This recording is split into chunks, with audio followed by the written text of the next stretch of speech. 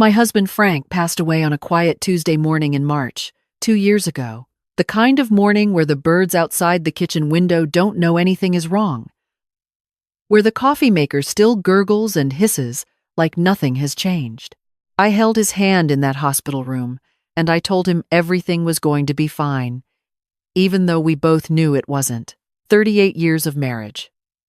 And in the end, we were down to just the two of us, holding on. When I came home from the hospital that afternoon, the house felt like a museum. Every object in it belonged to a life that had just ended. Frank's reading glasses on the side table, his half-finished crossword puzzle from the Sunday paper, his old cardigan hanging on the hook by the back door. The one I had tried to throw away 3 times, and he had always retrieved from the donation bag, laughing, saying it still had years left in it. I didn't touch any of it for weeks. My son Daniel came from Columbus for the funeral with his wife Amber. They stayed 5 days. Daniel cried at the service, genuinely cried, and I held him like I used to when he was small. Whatever complicated feelings I had about the choices he'd made in his adult life, in that moment he was just my child grieving his father, and I loved him completely. Amber was polite. She always was. Amber had a particular kind of politeness that functioned like a glass wall. You could see straight through it, but you couldn't get close. She helped with the food that people brought over. She arranged flowers. She answered the door. She did everything correctly. But I noticed, in the way that mothers notice things they don't want to, that she was also paying close attention to the house. She walked through every room with a kind of slow, appraising attention that had nothing to do with grief. I told myself I was imagining it. After they went back to Columbus, I settled into the long, hollow work of widowhood. Learning to cook for one person. Learning that silence at 7 in the evening is a completely different thing from silence at 7 in the morning. Frank and I had built a comfortable life in Millhaven, our small town in southwestern Ohio. He had run a hardware and home supply business for 22 years, which he had sold 4 years before he died. The sale had been good. We were not wealthy people, but we were secure, and Frank had always been careful with money, in a way that I trusted completely and never fully understood. I knew the broad outline of our finances. I knew where the main accounts were. I had a good lawyer, a man named Gerald Carver, who had handled Frank's business affairs for 15 years. And Gerald had walked me through the probate process with patience and kindness. Frank's will was straightforward. Everything came to me. Daniel and our daughter Rebecca each received a modest sum that Frank had specified, enough to matter but not enough to change anyone's life. And a collection of personal items, the house, the investments, the savings, all of it passed to me, exactly as Frank and I had always planned. I thought that was the end of it. It was a Wednesday morning in January, the second winter without Frank, when my phone rang and I saw a number I didn't recognize. I almost didn't answer. I had developed a habit of letting unknown numbers go to voicemail since Frank died, because grief makes you cautious in strange ways. But something made me pick up. "Mrs. Mitchell?" A man's voice. Professional and careful. "Yes, my name is Robert Haynes. I'm the branch manager at First Consolidated Bank on Elm Street. I apologize for contacting you out of the blue like this, but we have a situation here that requires your attention. It concerns your late husband, Franklin Mitchell." I sat down at the kitchen table. "All right," I said. "Your husband maintained a private safe deposit box at our branch. Box number 114. It's been in his name for approximately 7 years. The annual fee was paid automatically through a separate account that, it appears, was not part of the estate documentation." He paused. "Mrs. Mitchell, the box contains a sealed envelope with your name written on it in your husband's handwriting. Given the circumstances, we felt it was our obligation to contact you directly." I was quiet for a moment. Frank had a safe deposit box that I didn't know about? That's correct. I understand this may come as a surprise. We would like to schedule a time for you to come in at your convenience. After I hung up, I sat at that kitchen table for a long time. I wasn't alarmed. Exactly. I was something more complicated than that. Frank had been a private man in certain ways, a man who believed in being prepared, in having things in order. It was not impossible that he would have done something like this. But 7 years. 7 years of a box I knew nothing about, with an envelope addressed to me that I had never been told to look for. I called Gerald Carver before I did anything else. "Come to the bank with me," I said. "I don't want to open it alone." He agreed without asking many questions, which is one of the things I have always appreciated about Gerald. We went 2 days later, on a Friday afternoon, and sat in a small private room off the main floor of the bank, while Robert Haynes retrieved the box and set it on the table between us. Inside was a single envelope, cream-colored, sealed with tape, and on the front, in Frank's neat, careful handwriting, "Dorothy, open only when you are ready. I love you." My hands were not entirely steady when I broke the seal. There were 3 documents inside. The first was a letter from Frank, 4 pages long, handwritten. The second was a set of printed financial records with numbers highlighted in yellow. The third was a document that Gerald identified immediately, with a quiet intake of breath, as an amended version of Frank's will notarized, dated 14 months before Frank died, and entirely valid. I read Frank's letter twice before I said anything.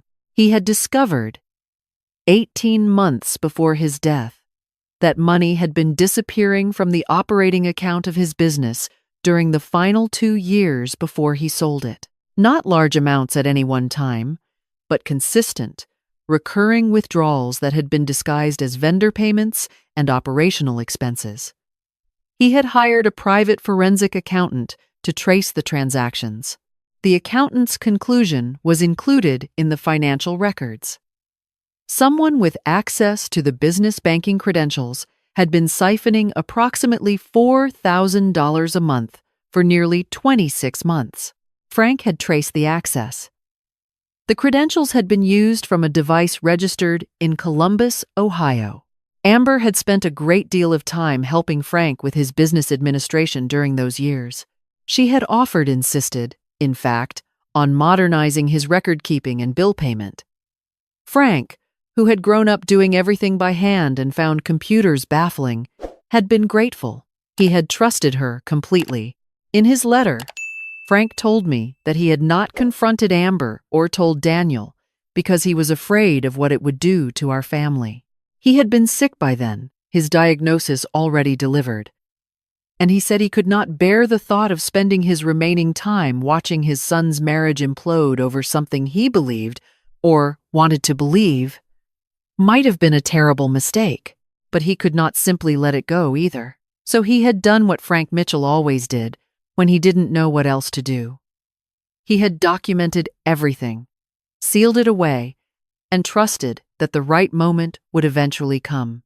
If you are reading this and everything has been peaceful, then perhaps it was a mistake after all, he wrote, and you can put this away and never speak of it again. But if things have not been peaceful, Dorothy, if someone has been pushing you in directions that don't feel right, then you deserve to know what I found. I'm sorry I didn't tell you sooner. I should have been braver. The amended will reflected what Frank had learned. He had reduced Daniel's inheritance to a nominal amount. He had left a significantly larger sum to Rebecca and to 2 charitable organizations he cared about. And he had added a clause, written with Gerald's predecessor at the law firm, explicitly stating that any challenge to the will brought by Daniel or any member of Daniel's household would result in an automatic forfeiture of even the nominal amount. Gerald set the documents down on the table carefully. "Dorothy," he said, "this changes things considerably." I looked out the small window of the private room at the ordinary people moving through the bank lobby, conducting their ordinary business, And I thought about Frank sitting somewhere, alone with this knowledge, choosing every morning to protect his son, even as his body was failing him. "What do I do?" I asked. "First," Gerald said, "we make copies of everything and secure them in at least 2 separate locations. Then, we talk." I had not told Daniel or Amber about the phone call from the bank. I had not told anyone except Gerald. But something had shifted in the weeks between that Friday afternoon and what happened next. A change in the atmosphere that I still can't fully explain. Daniel began calling more frequently. Amber texted me twice about coming for a visit, which was unusual because visits had been sparse and somewhat strained since Frank's death. And then, on a Tuesday evening in February, they arrived at my door without warning. I saw their car in the driveway through the kitchen window, and I took one slow breath before I went to open the door. Amber looked different. There was something tightly controlled in her expression, a kind of managed pleasantness that I recognized from years of observing her at family gatherings. Daniel looked tired. He hugged me and I hugged him back, and I made coffee and we sat in the living room while the winter dark pressed against the windows. "Mom," Daniel said, after several minutes of conversation about nothing in particular, "Amber and I have been going through some financial stuff. It's been a hard couple of years." "I'm sorry to hear that," I said. Amber leaned forward slightly. "We've actually been speaking with a financial advisor, and he raised some questions about Daddy Frank's estate. Some concerns about whether the original probate process was handled correctly." I kept my hands loose in my lap. "What kind of concerns?" "Well, there's a possibility that Daniel may have been entitled to a larger share than what he received. His father had certain business assets that might not have been properly valued." She smiled. It was a careful smile. "We're not trying to make trouble, Dorothy. We just want to make sure everything was done fairly." "The estate was handled by Gerald Carver," I said. "He's been Frank's attorney for 15 years. I'm very confident everything was done correctly." "We'd like to bring in our own attorney to take a look," Amber said. "Just to review the documentation. It would mean a lot to us if you could cooperate." I looked at my son. He was looking at the coffee table. "Daniel," I said, "is this what you want?" He looked up. There was something in his eyes I couldn't read, or perhaps something I was choosing not to read just yet. "We're in a tough spot, Mom. The business I invested in didn't work out the way we hoped. We have some debt. We're trying to find a way through it." "How much debt?" I asked. Amber shifted. "That's not really relevant to—" "It's relevant to me," I said. "My son is sitting in my living room telling me he needs money. How much debt?" A silence. Then Daniel said, quietly. The number sat in the room between us. I thought about Frank's letter. I thought about 26 months of $4,000 withdrawals. I thought about a cream-colored envelope sitting in a bank box for 7 years. I thought about a man who loved his son enough to protect him even from the consequences of what his son's wife had done. "I think you should both go home," I said. "I need to speak with Gerald before I have any further conversations about the estate." Amber's composure cracked. Just slightly. At the edges. "Dorothy, we're not trying to be adversarial here. We just need—" "I heard what you need," I said. "And," I said, "I need to speak with my attorney. I'll be in touch." After they left, I stood in the kitchen in the dark for a long time, listening to the silence of the house. Then, I called Gerald. "It's starting," I told him. "I know," he said. "I got a letter from an attorney in Columbus this afternoon. Someone named Marcus Webb. He's filed a preliminary notice of intent to contest the estate. The next 3 months were the strangest of my life. Stranger even in some ways than the months immediately after Frank's death. Because grief has a kind of terrible clarity to it, while this had the quality of a bad dream, where nothing is quite what it appears to be. Marcus Webb filed a formal challenge to the probate, arguing that Frank had been subject to undue influence from me during the final years of his life, and that the will did not reflect his true intentions. It was, Gerald explained with barely concealed fury, a classic and entirely cynical legal strategy: make the surviving spouse look manipulative, muddy the waters, hope to force a settlement. I had two weapons: the amended will and Frank's letter. Gerald's position was that we should hold them in reserve until the moment they would be most decisive. I didn't entirely understand the legal strategy, but I trusted him. What I understood was the emotional logic. Patience had always been Frank's greatest strength, and perhaps it needed to be mine now as well. Daniel called me 3 times during those months. The first call was strained and formal. He talked about the legal process as though it were something that was simply happening to both of us, a weather event. The second call? He cried. He said he was sorry, that he hadn't wanted things to go this way, that Amber had convinced him this was the only option. I listened, and I did not tell him what I knew, and that restraint cost me something I still haven't finished paying for. The third call. Amber was in the room. I could hear it in the careful, monitored way he spoke, and he said that if I would agree to a settlement, a one-time payment of $150,000, they would drop the challenge. "Tell your attorney to speak with mine," I said, and hung up. What they didn't know during all of those months was that Gerald had not been idle. Using the forensic accountant's report from Frank's documents, he had engaged a second independent accountant to trace and verify the original findings. The results were consistent.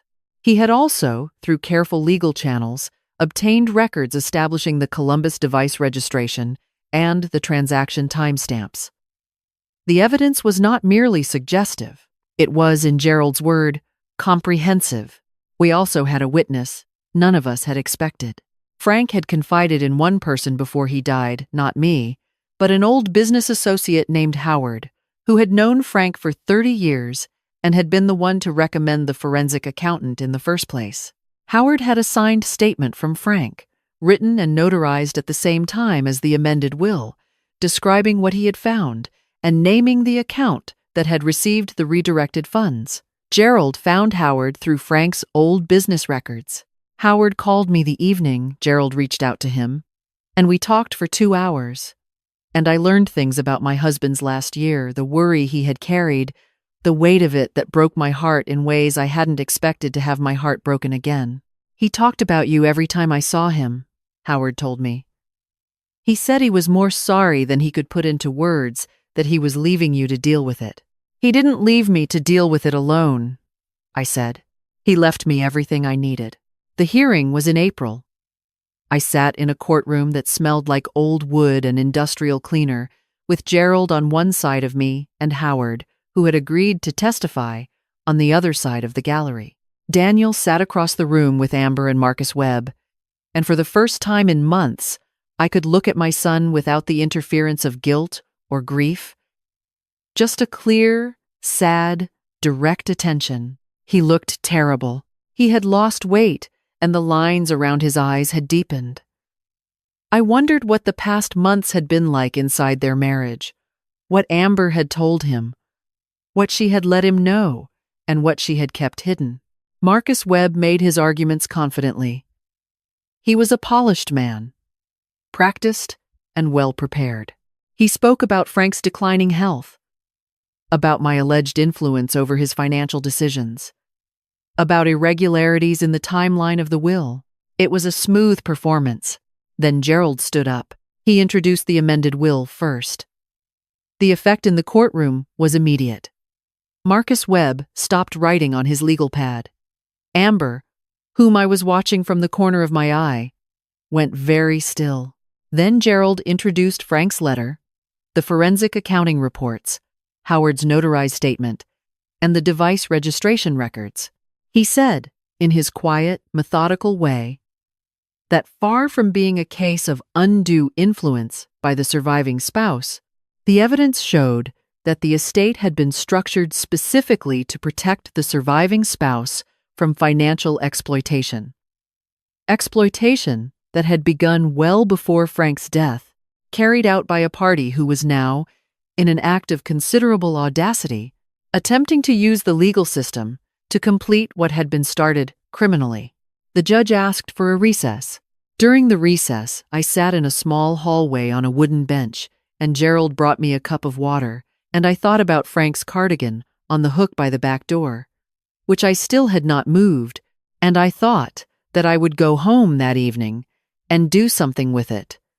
Not throw it away, never throw it away, but perhaps put it somewhere where it could just be what it was, without being a wound. The judge ruled the same day. The challenge was dismissed. The original will and the amended will were both upheld. The court found sufficient cause to refer the forensic accounting evidence to the county district attorney's office for review. Marcus Webb was sanctioned for filing what the judge described as a bad faith challenge, unsupported by credible evidence, to the sum of $62,000 payable to my legal defense fund. Amber did not look at me when they left the courtroom. Daniel did. Once, for just a moment, before Amber took his arm and steered him toward the exit. What I saw in his face was not anger. It was something quieter and harder to name the particular expression of a person who has just understood something they cannot ununderstand. I don't know what happened between them in the weeks after the hearing. I gave Daniel the space to reach out in his own time and in his own way, because that is what Frank would have done, and because, despite everything, Daniel is my son, and I have not given up on that. He called me 6 weeks later from a number I didn't recognize, and when I answered, he said, "Mom, I'm calling from a hotel. I need to talk to you." We talked for 4 hours. He told me what he knew, what he hadn't known, and what he had chosen not to look at too closely because looking felt too dangerous. He told me that he had found documents on Amber's laptop. She had not been careful, perhaps because she had believed the legal strategy would succeed, and there would be no need to be showing transfers from a joint account he'd thought was empty into a personal account in her name only. He had known their finances were stressed. He had not known the specific shape of the disaster. I listened without interrupting. At the end, I said, "Your father loved you. Everything he did was because he loved you." Daniel was quiet for a long moment. "I know, Mom," he said. I went back to Millhaven in the early evening, and I fed the cat, and I stood in the kitchen while the light changed from gold to gray. Then I went to the back door, and I took Frank's cardigan off the hook. I carried it to the bedroom, and I folded it carefully, and I put it in the cedar chest at the foot of the bed, next to the quilt his mother had made for our wedding, next to the photographs from our first year together, next to all the other things that were too precious to use, but too important to put away entirely. I thought about what Frank had written in his letter. I should have been braver. He had been the bravest person I knew. Brave enough to face the truth without letting it turn him bitter. Brave enough to protect the people he loved, even when they didn't deserve it. Brave enough to trust that I could handle what he left me to handle, even when I wasn't sure I could. The case was still pending with the district attorney's office. Gerald had been in contact with them twice and had said the evidence was being treated seriously. I didn't know what would happen. I had stopped needing to know how every story ends before I'm willing to live through it. What I knew was that I was in my house, which was mine, which Frank and I had built together over 38 years. I knew that the finances were secure, that my future was intact, that the $62,000 sanction was sitting in an account that Gerald had suggested I use to establish a small scholarship fund at the community college in Frank's name. Something Frank himself, who had never gone to college but had believed in education with a convert's fervor, would have found both appropriate and hilarious. I knew that my son was in a hotel room in Columbus, working out what kind of man he was going to be from here forward, and that whatever he decided, I was still his mother. And I knew, in the way that you know things that live in the body rather than the mind. That Frank was somewhere present in this house, in the crossword puzzle I had finally let myself throw away, and the coffee maker that still sputtered and hissed every morning, in the particular quality of light that came through the east-facing kitchen window in winter. The light that he had always called the best light in the house. I put the kettle on. I sat down at the kitchen table. Outside, a pair of cardinals moved through the bare branches of the maple tree, quick and bright against the gray sky, and I watched them until the water boiled.